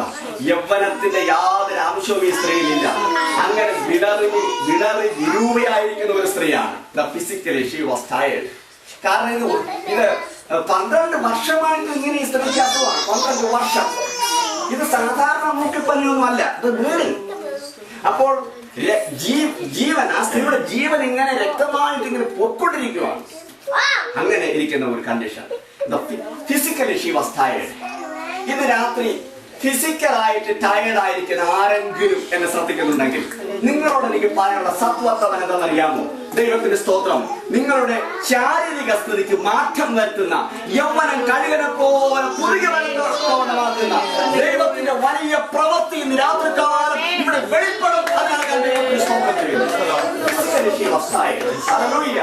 ഇന്ന് ഫിസിക്കലി ടയേർഡ് ആയിരിക്കുന്ന ഒരു വലിയ കൂട്ടം ആൾക്കാരെ നമുക്ക് ഈ പ്രദേശത്ത് നമ്മുടെ പ്രദേശങ്ങളിൽ കാണാനായിട്ട് കഴിയും. നിങ്ങളുടെ കുടുംബത്തിൽ കാണാനായിട്ട് കഴിയും. നിങ്ങളുടെ കൂട്ടുകാരുടെ മധ്യത്തിൽ കാണാനായിട്ട് കഴിയും. ശാരീരികമായിട്ട് വളരെ ക്ഷീണിച്ചിരിക്കുന്ന വ്യക്തികൾ, അവർക്ക് വളരെ വിഷമം, മറ്റുള്ളവരെ ഫേസ് ചെയ്യാൻ കഴിയാത്തതിലുള്ള വിഷമത്തിലായിരിക്കുന്ന ധാരാളം ആൾക്കാർ. ഇതാണ് ഒന്നാമത്തെ background. 2, emotionally she was tired. Emotional tiredness. ഇത് ആദ്യം പറഞ്ഞതിനേക്കാൾ കുറച്ചുകൂടെ സിവിയർ ആയ കേസാണ്. അല്ലെങ്കിൽ കുറച്ചുകൂടെ വിഷമകരമായ ഒരു അവസ്ഥയാണ് ഇമോഷണൽ ആയിട്ടുള്ള ടയേർഡ്നെസ്. ഇത് പറഞ്ഞു കഴിഞ്ഞാൽ എല്ലാവർക്കും പെട്ടെന്ന് മനസ്സിലാകണമെന്നില്ല. നിങ്ങൾക്ക് ഒരു വിഷയം ഒരു ദിവസം ഒരു വിഷയം ഉണ്ടാക്കിയിട്ട്, ഞാൻ ഇന്ന് എൻ്റെ ഒരു ഫ്രണ്ട് ബിർമിഹാമിനോട് വിളിച്ച് പറഞ്ഞു, പാസ്റ്റർ എനിക്ക് വേണ്ടി പ്രാർത്ഥിക്കണം. ഞാൻ എന്നാ കാര്യം? അത് വിഷയം മറ്റൊന്നുമല്ല, എനിക്കറിയത്തില്ല, എന്നെ കുറിച്ച് പരാതി എൻ്റെ ഹോസ്പിറ്റലിലേക്ക് ഇങ്ങനെ എൻ്റെ ഒരു പേഷ്യന്റ് അയച്ചിരിക്കുകയാണ്. അവൾ മാനസികമായിട്ട് പ്രശ്നമുള്ള ഒരു സ്ത്രീയാണ്. ഈ പരാതിയുടെ നിമിത്തം ഞാനിപ്പോൾ വല്ലാതെ വിഷമിച്ചിരിക്കുക. ഇത് 2 മണിക്കൂറിനുള്ളിൽ നടന്ന കാര്യമാണ്. 2 മണിക്കൂറിനുള്ളിൽ. അപ്പോൾ വല്ലാതെ വിഷമിച്ചിരിക്കുക. അപ്പൊ 2 മണിക്കൂറായപ്പോൾ വല്ലാതെ വിഷമിച്ചിരിക്കുന്നു. അപ്പൊ 2 ദിവസമാണെങ്കിലോ, 2 മാസമാണെങ്കിലോ, 2 വർഷമാണെങ്കിലോ. ഈ ഡിപ്രഷൻ എന്ന് പറയുന്ന സാധനം നമുക്കറിയാം. ഷോർട്ട് ടൈം ഡിപ്രഷൻ ഉണ്ട്, ലോങ് ടൈം ഡിപ്രഷൻ ഉണ്ട്. അതുപോലെ ഡിപ്രഷൻ കോമൺ കോൾഡ് പോലുള്ള ഡിപ്രഷൻ ഉണ്ട്. സാധാരണ എല്ലാവർക്കും വരുന്ന ഡിപ്രഷൻ. അതൊരു പാട്ട് കേൾക്കുമ്പോഴോ, TV ഒന്ന് കാണുമ്പോഴോ, ഒരു പുസ്തകം വായിക്കുമ്പോഴോ, കുഞ്ഞുങ്ങളുമായിട്ട് വർത്തമാനം പറയുമ്പോഴോ, ചെറിയ ഒരു പസിൽസ് കളിക്കുമ്പോഴോ ഒക്കെ എന്ത് ചെയ്യും? അങ്ങനെയുള്ള ഡിപ്രഷൻ അങ്ങ് മാറിപ്പോകും. അപ്പം ഷോർട്ട് ടൈം ഉണ്ട്. അപ്പൊ അത് കോമൺ കോൾഡ് ആണ്. പിന്നെ ഷോർട്ട് ടൈം ഉണ്ട്, അത് 3 മാസം വരെ നിൽക്കും. എന്നിട്ട് 3 വർഷം വരെ നിൽക്കുന്ന ലോങ് ടൈം ഡിപ്രഷൻസ് ഉണ്ട്. ദൈവത്തിന് സ്തോത്രം. അത് വന്നു കഴിഞ്ഞാൽ മറ്റു ഓപ്ഷൻസ് ഒന്നുമില്ല. മിക്കവാറും ആ വ്യക്തി ആത്മഹത്യ ചെയ്യുമെന്നാണ് കണക്കുകൾ തെളിയിച്ചിട്ടുള്ളത്. നിങ്ങൾ ശ്രദ്ധിക്കണം. ദൈവത്തിന് സ്തോത്രം. സാധാരണ കണക്കനുസരിച്ച് അതാണ് സംഭവം. ഞാൻ ഈ അയർലൻഡിലെ ഒരു സംഭവം, ഭാര്യയ്ക്ക് ജോലിയുണ്ട്, ഭർത്താവിന് ജോലിയില്ല. ഈ ഭർത്താവ് വെൽ ക്വാളിഫൈഡ് ആണ്. നിങ്ങൾക്ക് ആ സിറ്റുവേഷൻ അറിയാമോ എന്ന് എനിക്കറിയത്തില്ല. അറിയാമെങ്കിൽ നിങ്ങൾ മറ്റുള്ളവരോട് പറയണമെന്നില്ല. ഏതായാലും നിങ്ങൾ കേട്ടാൽ മാത്രം മതി. അപ്പോൾ ഈ സഹോദരൻ ഇങ്ങനെ വല്ലാത്ത വിഷമം. ഇതിങ്ങനെ നാളുകളായി ചില നാളുകൾ അവിടെ താമസിച്ചു കഴിഞ്ഞപ്പോൾ പിന്നെ മാർക്കൊന്നുമില്ല. അത് എന്ത് ചെയ്തു? ആത്മഹത്യ ചെയ്തു. ഇപ്പൊ ആ സഹോദരിയും കൊച്ചുങ്ങളും മാത്രം ആ സ്ഥലത്തായിരിക്കുവാണ്. ഞാൻ ആ സഹോദരി കണ്ടു, ആശ്വസിപ്പിച്ചു. എങ്കിലും ഇതൊന്നും ഒരു ആശ്വാസമല്ല. ഞാൻ പറയട്ടെ, മനുഷ്യന് ഇമോഷണൽ ടയർഡ്നെസ് എന്ന് പറയുന്നത് വളരെ വളരെ വലിയ ഒരു കാര്യമാണ്. അപ്പോൾ ഈ സ്ത്രീയെ സംബന്ധിച്ചിടത്തോളം 1-2 വർഷമല്ല ഈ സ്ത്രീയുടെ പ്രശ്നം. ലോങ് 12 years, 12 വർഷങ്ങൾ ഈ സ്ത്രീ ഒരൊറ്റ പ്രശ്നത്തിന്റെ മധ്യത്തിൽ മാനസികമായിട്ട് വളരെ തകർന്നിരിക്കുന്ന അവസ്ഥയിലായിരിക്കുന്നു. ഇതുപോലുള്ള സിറ്റുവേഷനിലായിരിക്കുന്ന ഒരു വലിയ കൂട്ടം ആൾക്കാർ നമ്മുടെ മധ്യത്തിലുണ്ട്. ഞാൻ ഇവിടെ നിന്നുള്ളതല്ല, പൊതുവിൽ നമ്മുടെ ദേശത്തിലുണ്ട്. നമുക്കറിയാവുന്ന ആൾക്കാരുണ്ട്. ദൈവത്തിന് സ്തോത്രം. അവരോട് നമുക്ക് പറയാനുള്ളത്, സഹോദരി നീ ഭാരപ്പെടേണ്ട കാര്യമില്ല. ദൈവത്തിന് സ്തോത്രം. നിന്റെ ഈ മാനസിക ടെൻഷനിൽ നിന്നും, നിന്റെ ഈ ബുദ്ധിമുട്ടുന്ന സാഹചര്യത്തിൽ നിന്നും നിന്നെ കരകയറ്റാൻ കഴിയുന്ന ഒരു ദൈവത്തിന്റെ ശക്തി ഉണ്ട്. ദൈവത്തിന്റെ പരിശുദ്ധാത്മാവിനെ തൊഴുവാനായിട്ട് കഴിയും, നിന്നെ വിടിവിപ്പാനായിട്ട് കഴിയുമെന്ന് അവരോട് പറയാനിടയാകട്ടെ. അപ്പോ physically she was tired and emotionally she was tired. 3, ദൈവത്തിന് സ്തോത്രം. ഫിനാൻഷ്യലി ശുചിവസ്ഥായി. കാരണം 12 വർഷം ഡോക്ടേഴ്സിന് കൊയ്ത്തുകാലം, ഇവൾക്ക് കഷ്ടകാലവും. ഇവൾക്കുള്ളതെല്ലാം വിറ്റ് പറക്കിയാണ് ഡോക്ടേഴ്സിനെ കാണാൻ പോയിരിക്കുന്നത്. ഇപ്പോൾ അതിലും ഇവളെന്തിരിക്കുന്നു, തീർത്തും നിരാശപ്പെട്ടിരിക്കുകയാണ്. സാമ്പത്തികമായിട്ട് ഒന്നുമില്ല, വിൽക്കാനുള്ളതെല്ലാം വിറ്റ്, ലഭിക്കാവുന്നിടത്തുനിന്നെല്ലാം വാങ്ങിച്ചു, കടം കിട്ടുന്നിടത്തുനിന്നും ലോൺ കിട്ടുന്നിടത്തുനിന്നും ഒക്കെ മേടിച്ച് എന്ത് ചെയ്തിരിക്കുകയാണ് ഈ സ്ത്രീ? ട്രീറ്റ്മെന്റിന് കൊടുത്തിരിക്കുകയാണ്, ഡോക്ടറെ കാണാൻ പോയിരിക്കുകയാണ്, മരുന്ന് കഴിച്ചിരിക്കുകയാണ്. അന്നും കുറെ മൂക്കുമുറിയന്മാരായ ഡോക്ടർ, അതായത് അന്ന് ഈ ആയുർവേദ ഡോക്ടർമാർ അന്നും ഉണ്ടായിരുന്നാ പറയുന്നത്. അട്ടപ്പാടിയിലൊക്കെ ഇഷ്ടം പോലെ ഉണ്ടല്ലോ. പാവങ്ങൾ രോഗം മാറട്ടെന്ന് വിചാരിച്ചിട്ട് പോയി കഷായം, അവിടെ കഷായം എന്ന് പറഞ്ഞാൽ പറങ്കാന്തൊലി വെട്ടി ഇട്ട് അതിനെ ചൂടാക്കി കൊടുക്കുന്ന കഷായങ്ങളാണ് മിക്കവാറും ഒക്കെ. ഞാൻ അട്ടപ്പാടിയിലായിരുന്നത് എനിക്കറിയാം. അപ്പോ ഈ സ്ത്രീ പണപരമായിട്ട് അല്ലെങ്കിൽ ഫിനാൻഷ്യലി ഷീ വാസ് ടയേർഡ്, ഒന്നുമില്ല. അപ്പം ഇതൊക്കെ സ്ത്രീയുടെ ബാക്ക്ഗ്രൗണ്ട് ഒന്ന് നോക്കിക്കേ. ഇത് പറയുമ്പോൾ നമുക്കൊരു കാര്യം മനസ്സിലാകും. എന്റെ ദൈവത്തിന്റെ സ്നേഹം എത്രയോ വലിയതാണ്, ദൈവത്തിന്റെ പ്രവൃത്തി എത്രയോ വലിയതാണ്. ദൈവത്തിന്റെ സ്നേഹം അഗാധമായ ദൈവത്തിന്റെ സ്നേഹമാണ്. ഏത് സാഹചര്യത്തിലായിരിക്കുന്ന വ്യക്തിയെ സഹായിക്കാൻ കഴിയുന്ന ദൈവത്തിന്റെ സാന്നിധ്യത്തെ ഓർത്ത് ഞാൻ രാത്രികാലം ദൈവത്തിന് സ്തോത്രം ചെയ്യുന്നു. ഹല്ലേലൂയ. നാലാമത് സോഷ്യലി ഷീ വാസ് ടയേർഡ്. അതായത് മറ്റുള്ളവരെ പോലെ പുറത്തിറങ്ങി നടക്കാൻ കഴിയത്തില്ല. സമൂഹത്തിൽ തനിക്ക് വല്ലാത്ത ക്ഷീണം, സമൂഹത്തിൽ ഇറങ്ങാൻ പറ്റത്തില്ല. അഞ്ചാമതായിട്ട് religiously also she was tired. അതായത് പണ്ടത്തെ കാലത്ത് സമാഗമന കൂടാരത്തിൽ സ്ത്രീകൾക്ക് വേണ്ടിയുള്ള പ്രത്യേക പ്രാഹാരങ്ങൾ ഉണ്ടായിരുന്നു. സ്ത്രീകൾക്ക് അവിടെ പോയിട്ട് ആരാധിക്കാം. എന്നാൽ ഈ സ്ത്രീക്ക് പള്ളി പോകാൻ പോലും പറ്റത്തില്ല. അത്രമാത്രം ഈ സ്ത്രീയുടെ രോഗം വളരെ സിവിയർ ആയിട്ടുള്ള രോഗമായിരുന്നു, വളരെ കൂടിയ രോഗമായിരുന്നു. ഏകദേശം ബാക്ക്ഗ്രൗണ്ട് മനസ്സിലായല്ലോ. ഈ സ്ത്രീ ഇനി എന്ത് ചെയ്യും? ഈ സ്ത്രീക്ക് എവിടെ പോയാൽ എങ്ങനെ ഈ സ്ത്രീക്ക് സൗഖ്യമാകും? ദൈവത്തിന് സ്തോത്രം. ഹല്ലേലൂയ. 2 ഓപ്ഷൻ മാത്രമാണ് ഈ സ്ത്രീയുടെ മുമ്പിലുള്ളത്. ദൈവത്തിന് സ്തോത്രം. ഒന്നുകിൽ ശേഷമുള്ള സമയങ്ങളെല്ലാം നേരിട്ട് വിഷയോധിക്കാൻ പറ്റത്തില്ല. എവിടെയെങ്കിലും മാറി ഇരുന്നിട്ട് മറഞ്ഞിരുന്നിട്ട് തനിക്ക് വിഷയോധിക്കാം. വല്ലതും തരണേ, വല്ലതും തന്ന് സഹായിക്കണമേ എന്ന് ഒരു പക്ഷേങ്കിൽ മറഞ്ഞിരുന്ന് ഭിക്ഷയാചിക്കാൻ ഒരു പക്ഷേങ്കിൽ ഈ സ്ത്രീക്ക് കഴിയുമായിരിക്കാം. എത്ര നാള് മറ്റുള്ളവർ കൊടുത്തുകൊണ്ട് ജീവിക്കും? മറ്റൊന്ന് ആത്മഹത്യയാണ് തന്റെ മുമ്പിലുള്ളത്. ആത്മഹത്യയാണ്. 2 ഓപ്ഷൻസേ ഉള്ളൂ. ഇതാണ് ഈ സ്ത്രീയുടെ ബാക്ക്ഗ്രൗണ്ട്. നിങ്ങൾ ഇതുപോലുള്ള സാഹചര്യത്തിൽപ്പെട്ട ആരെങ്കിലും കണ്ടിട്ടുണ്ടോ? വാസ്തവത്തിൽ നമ്മൾ ജനങ്ങളുമായിട്ട് സംസാരിക്കുമ്പോൾ, അവരുമായിട്ട് ഇറങ്ങി ചെല്ലുമ്പോഴാണ് നമ്മളെക്കാൾ വലിയ പ്രശ്നം അവർക്കാണെന്ന് മനസ്സിലാകുന്നത്. ഞാൻ ഒത്തിരി ആൾക്കാരെ കണ്ടിട്ടുണ്ട്, സ്ത്രീകളെയും പുരുഷന്മാരെയും കണ്ടിട്ടുണ്ട്. ഇതുപോലുള്ള സാഹചര്യത്തിൽ ജീവിക്കുന്ന ആൾക്കാർ ഒരു നിവൃത്തിയില്ലാതെ ശോചനീയ അവസ്ഥയിലായിരിക്കുന്ന വ്യക്തികളെ ഞാൻ കണ്ടിട്ടുണ്ട്. ഇതാണ് ഈ സ്ത്രീയുടെ ബാക്ക്ഗ്രൗണ്ട്. ഇതുപോലുള്ള ബാക്ക്ഗ്രൗണ്ടുള്ള ധാരാളം പേർ ഇന്നുണ്ട്. പക്ഷേ നമുക്ക് അവരോട് പറയാൻ സത്വസ്ഥാനമുണ്ട്. അതാണ് ഞാൻ രണ്ടാമതായി പറയാൻ ആഗ്രഹിക്കുന്നത്. എന്താണ്? The circumstances that brought healing. ദൈവത്തിന് സ്തോത്രം. ഹല്ലേലൂയ. എന്ത് സാഹചര്യമാണ് ഈ സ്ത്രീക്ക് സൗഖ്യമാകുന്നുണ്ടായിത്തീർന്നത്? പ്രധാനമായിട്ടും 3 കാര്യങ്ങൾ ദൈവത്തിന്റെ വാക്യത്തിൽ രേഖപ്പെടുത്തിയിരിക്കുന്നു. അത് 28ാമത്തെ വാക്യം വായിക്കുമ്പോൾ, അല്ലെങ്കിൽ 27ാമത്തെ വാക്യം വായിച്ചാട്ടെ. യേശുവിന്റെ വർത്തമാനം കേട്ടു, അവന്റെ വസ്ത്രമെങ്കിലും തൊട്ടാൽ ഞാൻ രക്ഷപ്പെടും എന്ന് പറഞ്ഞു. അപ്പൊ ഒന്നാമത്തെ സ്റ്റെപ്പ് എന്തുവാ? യേശുവിന്റെ വർത്തമാനം ഈ സ്ത്രീ കേട്ടു. അതായത് യേശുവിനെ കുറിച്ച് കേട്ടു. എവിടെ നിന്ന് കേട്ടെന്ന് അറിയത്തില്ല. ഒരു പക്ഷെങ്കിൽ ഇതുപോലെ രക്തസ്രാവമുള്ള സ്ത്രീകൾ യേശുവിന്റെ വസ്ത്രത്തിൽ തൊടുകയോ യേശുവിന് സൗഖ്യം പ്രാപിക്കുകയും ചെയ്തിട്ട് ഈ സ്ത്രീയോട് പറഞ്ഞിട്ടുണ്ടാവാം. അതല്ലെങ്കിൽ ആരുടെയെങ്കിലും സാക്ഷ്യം കേട്ടിട്ട് ഈ സ്ത്രീക്ക് വിശ്വാസം ഉണ്ടായ. അതല്ലല്ലോ ഇവിടുത്തെ വിഷയം. ഇവിടുത്തെ വിഷയം എന്തുവാ? ഈ സ്ത്രീ കേട്ടു എന്നുള്ളതാണ് സത്യം. ദൈവത്തിന് സ്തോത്രം. കേൾക്കണമെങ്കിൽ പറയാൻ ആൾ വേണമല്ലോ. ദൈവത്തിന് സ്തോത്രം. ഒരാൾ സുവിശേഷം കേൾക്കാതെ രക്ഷിക്കപ്പെടത്തില്ലല്ലോ. ഒരാൾ സുവിശേഷം കേൾക്കാതെ സൗഖ്യം പ്രാപിക്കത്തില്ലല്ലോ. അപ്പോൾ ഒരു വലിയ ജോലി ഇന്ന് രാത്രികാലം ദൈവം നമുക്ക് നൽകിയിരിക്കുക. ദൈവം ഓൾറെഡി നമുക്ക് നൽകിയിട്ടുണ്ട്. അതിന് ഒന്നുകൂടെ ഒന്ന് കൺഫേം ചെയ്യുകയാണ്. ഒന്നുകൂടെ നമുക്ക് എന്ത് ചെയ്യുന്നു? ഉറപ്പിച്ച് പറയുകയാണ്.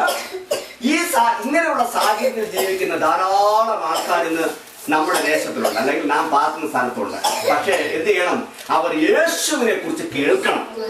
യേശുവിനെ കുറിച്ച് കേൾക്കണം. ദൈവത്തിന് സ്തോത്രം. അമേരിക്കയിൽ ഒരു ഷിപ്രക്ക് ഉണ്ടായി, അല്ലെങ്കിൽ കപ്പൽ ഛേദം ഉണ്ടായപ്പോ ഒരു ചെറുപ്പക്കാരൻ ഈ 16 വ്യക്തികളെ ഈ വെള്ളത്തിൽ നിന്ന് വലിച്ചെടുത്തു. എന്നിട്ട് അദ്ദേഹം കുഴഞ്ഞവിടെ വീണു.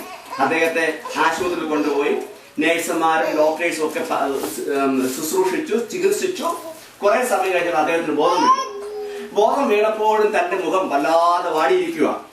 അന്നേരം അവിടെ കൂടിയിരുന്ന ആൾക്കാർ ചോദിച്ചു, ഹേ മിസ്റ്റർ, നിങ്ങൾ എന്തിനാണ് ഇത്രയും വിഷമിച്ചിരിക്കുന്നത്? നിങ്ങൾ 16 പേരെ വെള്ളത്തിൽ നിന്നും മരണത്തിന്റെ വക്കിലായിരുന്ന 16 പേരെ രക്ഷിച്ച ആളല്ലേ, നിങ്ങൾക്ക് സന്തോഷിച്ചുകൂടെ? അന്നേരം ഈ മനുഷ്യൻ പറഞ്ഞ എങ്ങനെയാണ്, ഞാൻ ശ്രമിച്ചിരുന്നെങ്കിൽ ഒരാളെ കൂടെ എങ്കിലും എനിക്ക് വെള്ളത്തിൽ നിന്ന് രക്ഷപ്പെടുത്താൻ കഴിയുമായിരുന്നു. ദൈവത്തിന് സ്തോത്രം. ഞാൻ മനസ്സിലാക്കിയത് ആ മനുഷ്യന്റെ കമ്മിറ്റ്മെന്റ് എത്രത്തോളം വലുതായിരുന്നു. ഈ ഇങ്ങനെയുള്ള സാഹചര്യത്തിലായിരിക്കുന്ന വ്യക്തികൾ യേശുവിനെ കുറിച്ച് കേൾക്കണം. യേശുവിനെ കുറിച്ച് കേൾക്കണമെങ്കിൽ യേശുവിനെ കുറിച്ച് പറയാനാളുണ്ടാകണം. ഇത് പറയുന്ന ജോലി ഒരു കൂട്ടരെ മാത്രം ദൈവം ഏൽപ്പിച്ചിരിക്കുന്നതല്ല. പാസ്റ്റർമാരെയും ഇവാഞ്ചലിസ്റ്റിനെ ഏൽപ്പിച്ചിരിക്കുന്ന ജോലിയല്ല. അത് ജോലി മാത്രമല്ല, പിന്നെയോ ദൈവം നമ്മെ എല്ലാവരെയും ഈ ജോലി ഏൽപ്പിച്ചിരിക്കുന്നു. Price the Lord. ഇത് വളരെ പ്രധാനമുള്ള ഒരു വിഷയമായതുകൊണ്ടാണ് നമ്മുടെ മെസ്സേജുകളിലെല്ലാം തന്നെ ഇത് കയറി വരുന്നത്. നമ്മുടെ ദൗത്യം, നമ്മുടെ ഉത്തരവാദിത്വത്തെ കുറിച്ച് ഒരു പ്രാവശ്യം കൂടെ ദൈവം നമുക്ക് ഓർമ്മപ്പെടുത്തുകയാണ്. അപ്പോൾ നിരാശയിലായിരിക്കുന്ന, എല്ലാ അർത്ഥത്തിലും നിരാശപ്പെട്ടിരിക്കുന്ന വ്യക്തികൾ എന്ത് ചെയ്യണം? യേശുവിനെ കുറിച്ച് കേൾക്കണം. യേശു ക്രിസ്തുവിലൂടെ മാത്രമേ രക്ഷയുള്ളൂ. മനുഷ്യരുടെ നൽകപ്പെട്ട വേറെ ഒരു നാമവുമില്ല. മനുഷ്യൻ രക്ഷപ്പെടാൻ വേറെ ഒരു മാർഗവുമില്ല. മനുഷ്യർക്ക് രക്ഷപ്പെടാൻ, മനുഷ്യർക്ക് സൗഖ്യം പ്രാപിപ്പാൻ ദൈവം വച്ചിരിക്കുന്ന ഒരേ ഒരു വഴി നസ്രയനായ യേശു ക്രിസ്തുവാണ്. ഈ യേശുവിനെ കുറിച്ച് പറയുവാനാണ് ദൈവം നമ്മെ ഓരോ സ്ഥലങ്ങളിൽ ആക്കിയിരിക്കുന്നത്. ഇനി ചോദ്യം ചോദിക്കാൻ പോകുന്നത്, നാം വിശ്വാസത്തിൽ വന്നതിന് ശേഷം എത്ര പേരോട് യേശുവിനെ കുറിച്ച് പറഞ്ഞിട്ടുണ്ട്, അല്ലെങ്കിൽ എത്ര പേരെ നാം നമ്മുടെ ചർച്ചിലേക്ക് കൊണ്ടുവന്നിട്ടുണ്ട്, അവർ എത്ര പേർ നിലനിൽക്കുന്നുണ്ട്?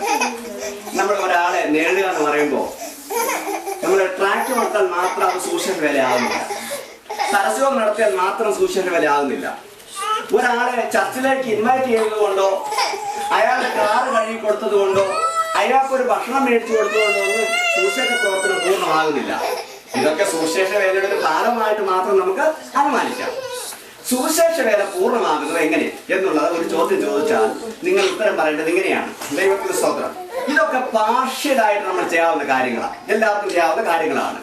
ഒന്നും ചെയ്യാതിരിക്കുന്നതിനേക്കാൾ ഇതെങ്കിലും ചെയ്താട്ടെ. ഒന്നും ചെയ്യാതിരിക്കുന്നതിനേക്കാൾ എന്തെങ്കിലുമൊക്കെ ചെയ്യുന്നല്ലതാ. പക്ഷെ ഇതൊന്നും സുവിശേഷ വേല പൂർണ്ണമാകുന്നില്ല.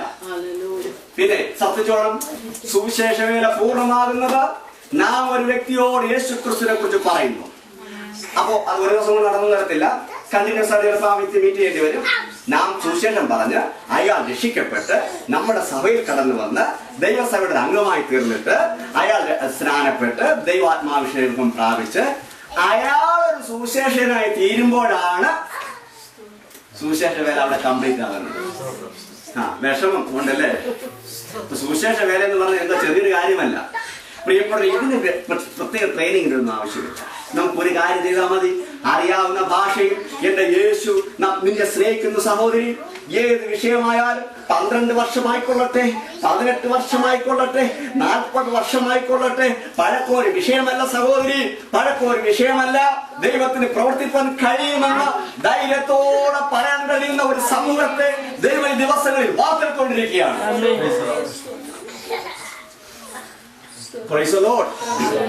എന്റെ ശബ്ദം മാത്രമല്ല ഇത്രയും ഒച്ചത്തിൽ കേൾക്കുന്നത്. നിങ്ങൾ ഇത്രയും പേരുണ്ടായിട്ട് സ്തോത്രം പറയുന്നത് ജീവനില്ലാത്ത ദൈവത്തിന് സ്തോത്രം.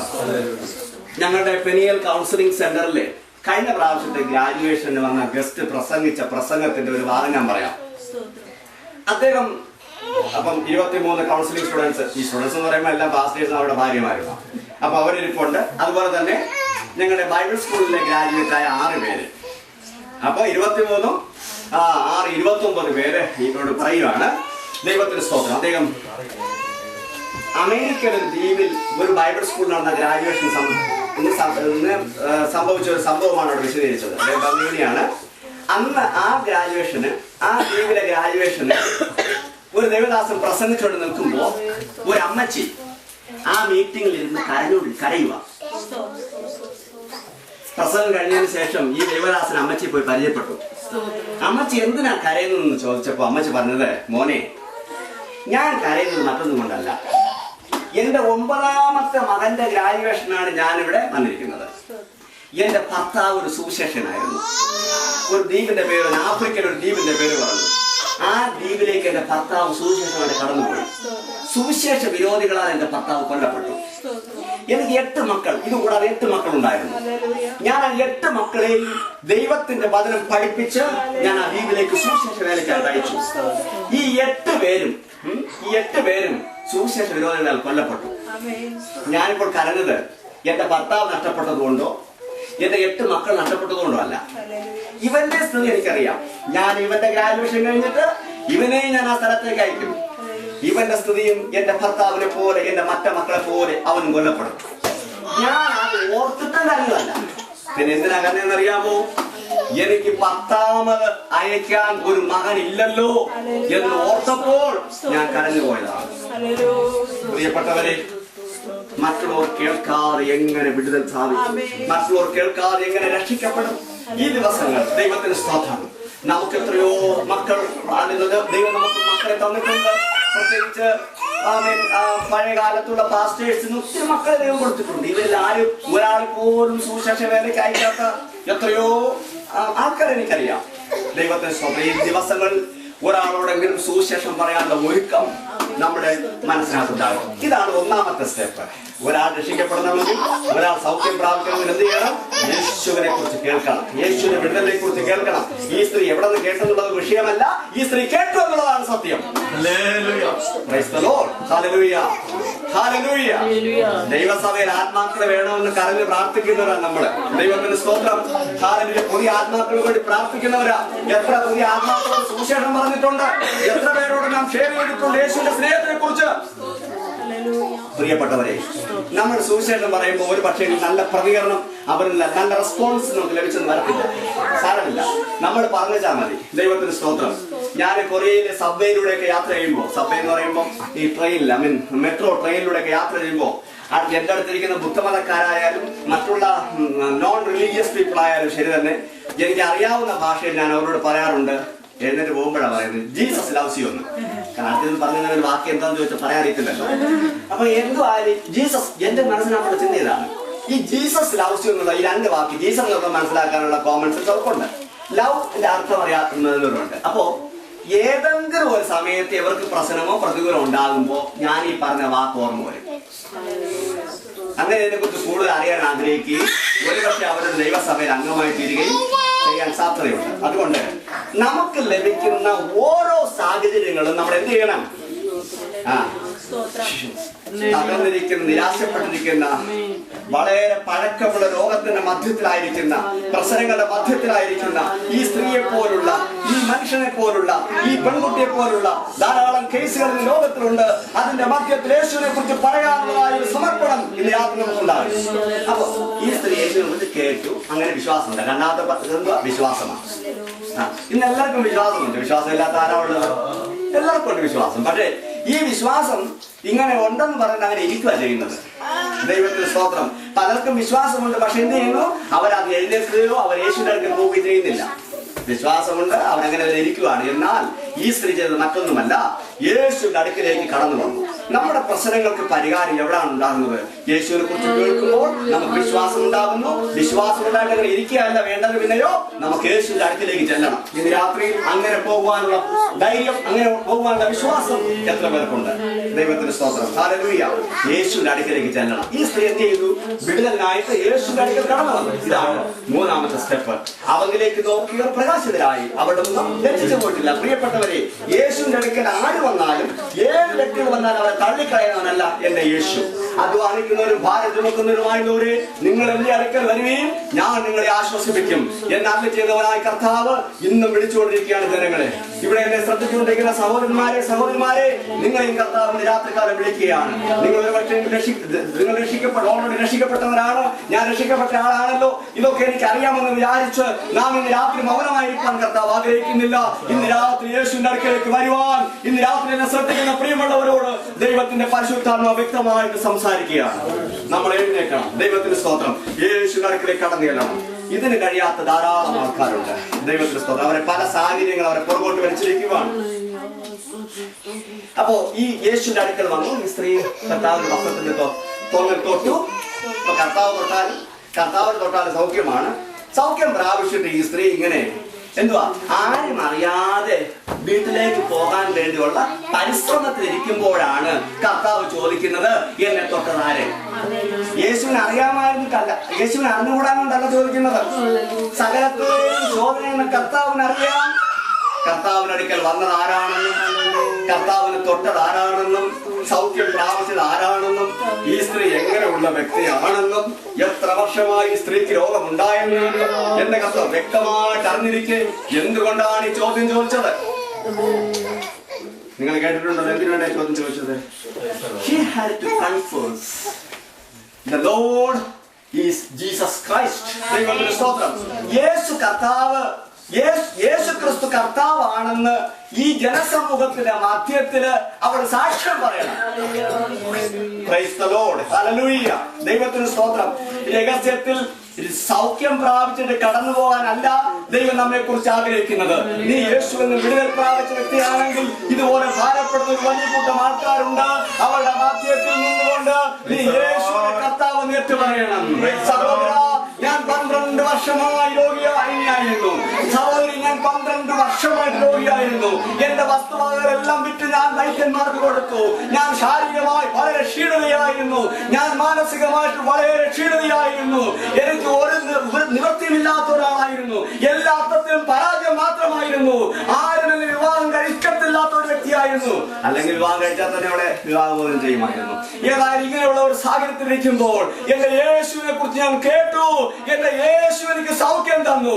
ഈ കൂട്ടത്തിൽ ആരെങ്കിലും രോഗികളായിട്ട് ഭാരപ്പെടുന്നുണ്ടെങ്കിൽ, ഈ കൂട്ടത്തിൽ ആരെങ്കിലും പ്രശ്നത്താൽ കഷ്ടപ്പെടുന്നെങ്കിൽ, നിങ്ങളോട് ഞാൻ പറയട്ടെ, യേശുവിന്റെ അടുക്കലേക്ക് വരിക.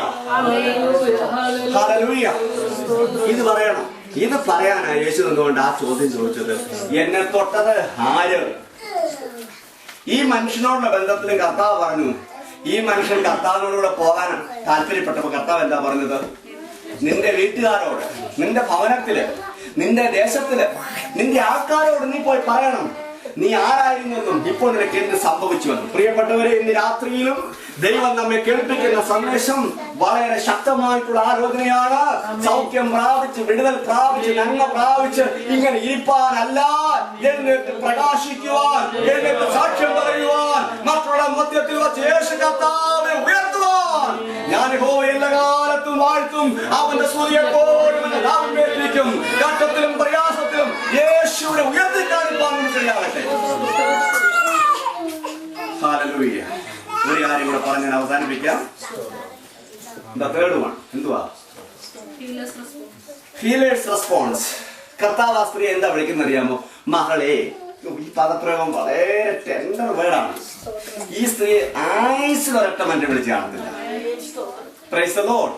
കാരണം എല്ലാവരും വെറുത്തിരിക്കാൻ എനിക്ക് തോന്നുന്നത്. കാരണം മനുഷ്യന് അനുകൂലമായ സാഹചര്യമാണെങ്കിൽ കൂട്ടുകാരും കൂടുതലുണ്ടാവും, എല്ലാരും പുകഴ്ത്തി പറയും, കൊണ്ട് നടക്കും. പക്ഷേ രോഗിയായി തീരുമ്പോ, കഷ്ടപ്പെടുമ്പോ, പണമില്ലാതിരിക്കുമ്പോ ആരും തന്നെ ഒരു പക്ഷേങ്കിലും നിന്റെ അടുക്കലേക്ക് വന്നെന്ന് വരത്തില്ല, അനുകമ്പയുള്ള വാക്ക് പറഞ്ഞെന്ന് വരത്തില്ല. എന്നും തുറച്ച കണ്ണുകളോടെ ആയിരിക്കാം നിന്നെ അവർ നോക്കുന്നത്. എന്നും ഒറ്റപ്പെടുത്താൻ ശ്രമിക്കുകയായിരിക്കാം.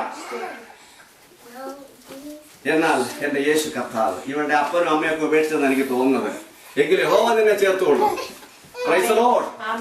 നിന്റെ കൂട്ടുകാരെല്ലാം ഉപേക്ഷിച്ചായിരിക്കാം. കൂട്ടുകാരിൽ പരമായിട്ട് ആനന്ദ തൈലം കൊണ്ട് അഭിഷേകം ചെയ്യുന്ന ഒരു കർത്താവ് ഇന്ന് രാത്രിയിൽ നമ്മുടെ മധ്യത്തിലുള്ളവരായ ദൈവത്തിന് സ്തോത്രം ചെയ്യുന്നു. ഹല്ലേലൂയ. യേശുവിന്റെ നാമത്തിൽ കർത്താവ് എന്താ വിളിക്കുന്നത്? മകളെ. ഒരു ടെൻഡർ വേർഡാണ്. അപ്പൊ അത് കാണിക്കുന്നത് എന്താണെന്നറിയാമോ? യേശു ഈ സ്ത്രീയുമായിട്ടുള്ള റിലേഷനാണ് കാണിക്കുന്നത്, ബന്ധം. അപ്പൊ ഇന്ന് രാത്രി കർത്താവ് നമ്മെയും ഈ യോഗം കഴിക്കുന്നതിന് മുമ്പേ, അല്ലെങ്കിൽ നമ്മെ വിളിക്കാൻ ആഗ്രഹിക്കുന്നത് എന്താണെന്നറിയാമോ? മകളെ. അതിനർത്ഥം എന്തോന്നറിയാമോ? നമുക്ക് ആ കർത്താവുമായിട്ടുള്ള ബന്ധത്തെയാണ്, ആ റിലേഷൻഷിപ്പിനെയാണ് നമ്മൾ കാണിക്കുന്നത്. പിന്നെ പറയുന്നതിന്റെ വിശ്വാസം രക്ഷിച്ചിരിക്കുന്നു. രണ്ടാമത് പറയുന്ന പദപ്രയോഗം, ദ സെക്കൻഡ് റെസ്പോൺസ് വാസ് നീ സമാധാനം. ആ പദപ്രയോഗമാണ് വളരെ അർത്ഥമായ പദപ്രയോഗം. നീ സമാധാനത്തോടെ പോകാം. ഇന്ന് രാത്രി എന്നെ ശ്രദ്ധിച്ചുകൊണ്ടിരുന്ന എല്ലാവരുമായിട്ട് കർത്താവ് ഈ ദൂത് ഉറക്കെ പറയുക. ഓരോരുത്തരോടും പറയാണ്, നീ സമാധാനത്തോടെ പോകാം, സമാധാനത്തോടെ പോകാം. ഓരോരുത്തരെ നോക്കി കർത്താവ് പറയുന്നു, നീ സമാധാനത്തോടെ പോകാം, സമാധാനത്തോടെ പോകാം. നമുക്ക് പരസ്പരം പറയാൻ കഴിയുമോ? സഹോദരി, നീ സമാധാനത്തോടെ പോകാം. ദൈവത്തിനോട് കൂടെ ഉണ്ട്. ദൈവത്തിനെ വിടുവിച്ചിരിക്കുകയാണ്. ദൈവം നിന്നെ സൗഖ്യമാക്കിയിരിക്കുകയാണ്. നീ സമാധാനത്തോടെ പോകാം. സമാധാനം കെടുത്തുന്ന സാഹചര്യം എന്തൊക്കെയാണെന്ന് എനിക്കറിഞ്ഞുകൂടാ. നിങ്ങൾക്കറിയാം ഏതെല്ലാം വിധത്തിലാണ് നിങ്ങളുടെ സമാധാനം പോയിരിക്കുന്നതെന്ന് ഒരു ദൈവത്തിനറിയാം. ഇന്ന് രാത്രി കർത്താവ് നിന്നോട് പറയുന്നു, നീ സമാധാനത്തോടെ പോകാം. അപ്പൊ ഈ അദ്ദേഹത്തിന്റെ പ്രധാനപ്പെട്ട വിഷയം, ഈ അദ്ദേഹത്തെ എന്താണ് നമ്മൾ വായിക്കുന്നത്? 3 impossibilities, 3 അസാധ്യങ്ങൾ. ഈ 3 അസാധ്യങ്ങൾ എന്താ സാധ്യമാക്കി തീർത്തോ? തീർത്തു. എന്താണ് ആദ്യത്തെ വിഷയം? മനസ്സിന് വാചിക പ്രശ്നങ്ങൾ. Praise lord. രണ്ടാമത് ശാരീരിക വിഷയങ്ങളാണ്. 3 മരണത്തിന്റെ വക്കൽ മരിച്ച സാഹചര്യമാണ്. ഈ 3 വിഷയത്തിൽ കർത്താവ് മതിയവനായിരുന്നെങ്കിൽ നമ്മുടെ ചെറിയ വിഷയങ്ങൾ, നാം അഭിമുഖീകരിക്കുന്ന ചെറിയ പ്രശ്നങ്ങൾ നമ്മെ വിടുവിപ്പാൻ ദൈവത്തിന്റെ പരിശുദ്ധാത്മാവിനെ കഴിയും. ഞാൻ വാക്കുകളിലൂടെ ചുരുക്കുന്നു. നമ്മുടെ കണ്ണുകളിൽ നമുക്ക് ദൈവവചനം